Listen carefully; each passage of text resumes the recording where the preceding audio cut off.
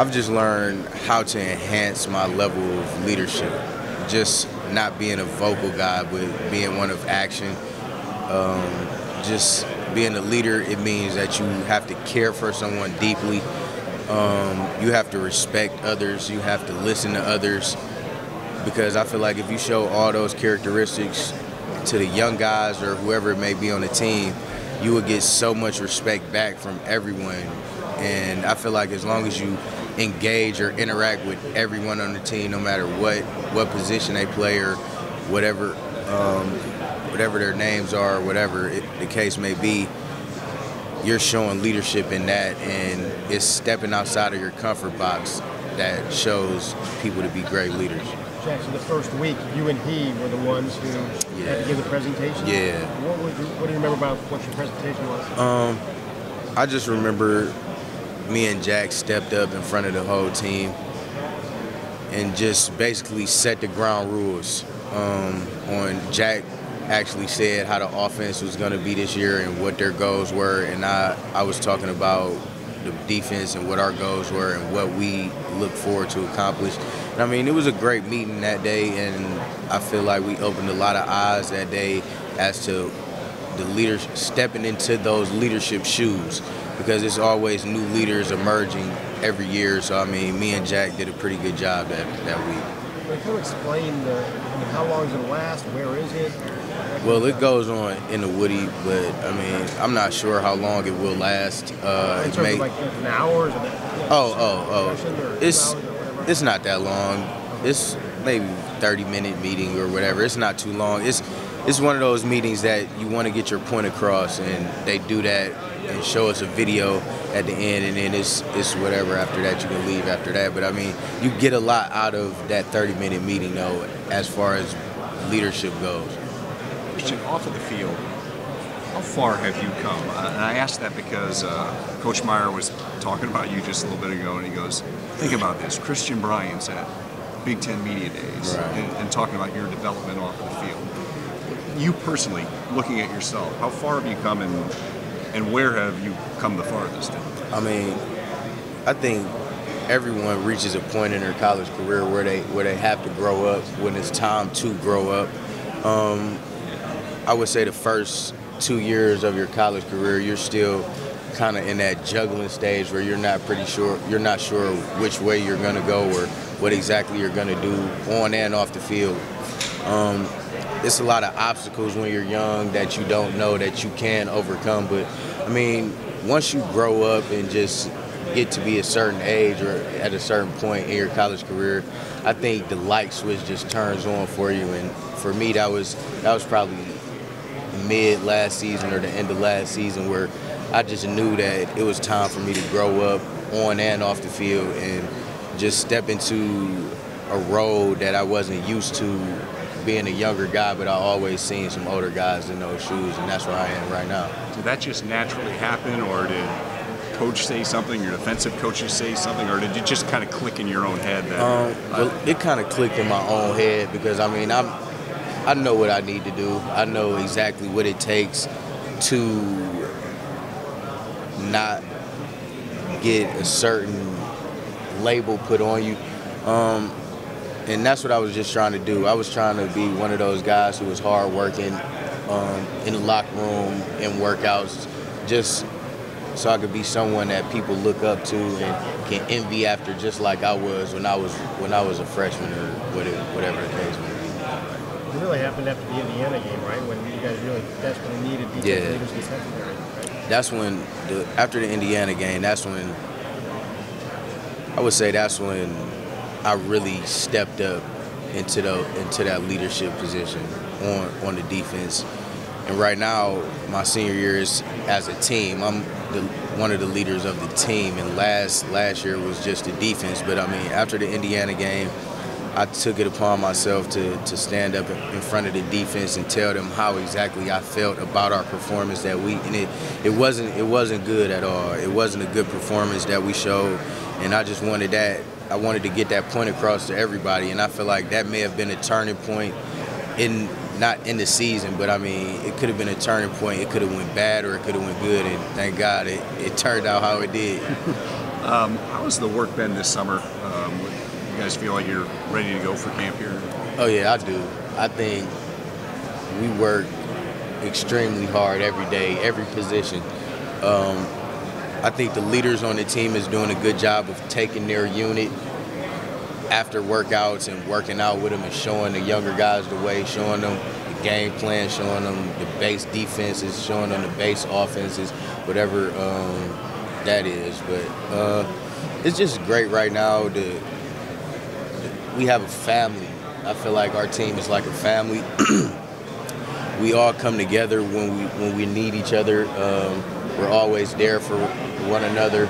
If someone needs something, if someone asks you for something, you always want to help that guy out and lend a helping hand. And I feel like that's where we've come so far.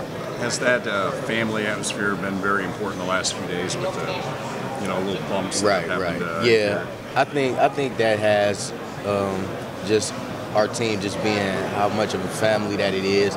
It makes us not look outside of the Woody or outside of our team, just because we don't want those type of distractions coming in and infiltrating our family. So we just want to stay together and just bond as a team and bond as a family and become stronger.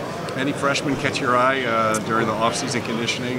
Man, I could name so many, but but it's a good looking right, group. Yeah, it's a great looking group, and that's what you want out of a recruiting class. I think that's probably one of the best recruiting classes that Ohio State has seen, because I remember the first meeting that we had. I just was like, man, these are all good-looking athletes, and if you just look at all of them, you would just think that they're guys with big playability and they will contribute to the team this year. What is your mentality as you get ready for camp? Is it, man, I can't wait for camp to start, or because it's such a grind, right. Or is it like, oh God, here comes camp? How do you? Right now, I think it's, man, we can't wait for camp, just because we haven't touched the football or been with each other playing football since spring. But I mean, that really wasn't a season. That was only like 14 days or something like that. So I mean, I think it's, man, we can't wait to get to camp right now. Christian, you're one of the biggest talkers on the field. What does Christian the leader say to Christian the talker? I mean, what have you learned maybe in leadership classes and everything that you may say to old Christian Bryant, who's known to be out there, maybe John a little bit after the play? I mean, I'm a guy that plays with emotion. I feel like to be a good football player, you have to play with some type of emotion. People could show it different ways. It could be talking, it could be doing something on the sideline, it could be anything. But I mean, as far as talking too much, I mean, I feel like some people portray me as that, and it's really not that big of a deal. It's not what people make it out to be, because it's not like I'm out there fighting every play. But I mean, I do like to talk, just because that's what I've been doing since I've been playing football, basically. But I mean, I'm going to try to cut down on some of it, but I mean, I'm not going to change my style of play at all, or the way that I play the game. Which of those freshmen, if you could name a bunch of them, give me 2 or 3 that have jumped out? I'm going to say Vaughn, of course. I would say Dontre. I would say Chris Worley. I would say Ezekiel Elliott, and I would say Mike Mitchell, because Mike Mitchell looks to be one of those athletic linebackers that's like Ryan, because bringing more speed to our defense, and I think that's what we need right now. Because I heard he ran like 10.500 or something like that in high school. So that's pretty fast for a linebacker. You know what his nickname was in high school? No, I haven't. The amusement part. The amusement part. The amusement part. What do you think about that? Would you ever want to have a nickname like the amusement part? I mean, that's for him. I mean, I'm pretty sure he likes that name, though, but I'm not going to call him. Braxton talked about Dontre and just said it's like, whoa. Yeah, it seems like Braxton and Dontre is building a connection right now, just because Dontre is probably looks up to Braxton right now, and Braxton wants to lend a helping hand just so he can get Dontre ready to play, because he sees the ability in Dontre, and I guess he wants them to be on the field with him this season. Braxton said yesterday he didn't think any freshman would get redshirted. Say that again. Braxton said he didn't think any of the freshmen would get redshirted. Oh yeah, because I mean, like I said, they all look like so good of athletes, and they all look like they can contribute some type of way to the team, whatever it may be. It may be on kickoff, special teams, like punter, anything. But I mean, those are all big time plays that Coach Meyer stresses throughout the game, special teams, because he's probably the special teams coach, and he always tells us he don't want to lose his special teams job. So I mean, that's a big deal for him.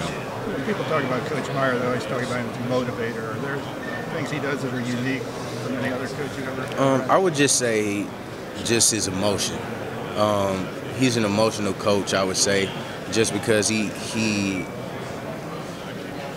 shows us how he wants us to play, or how he wants us to learn. And he may be mad one day, he may be sad, but he always shows his emotion. And I feel like that makes people gravitate towards him, because that shows that he cares about each and every individual on our team. Was there, last year at this time, was there like a fear factor? It was like, oh my God, you don't want to piss him off, you don't want to, like, here's Urban Meyer, right, two-time national championship coach. I don't think it was a fear factor, but I mean, it definitely was a respect factor, just because we knew where he came from and what type of coach he was, and he's a winning coach. So I mean, you can't do anything but respect him. And just knowing the type of experiences that he has, we're still guys in college. We don't really know as much as him, obviously. So I mean, I feel like people just respected him. We didn't really fear him. What's the relationship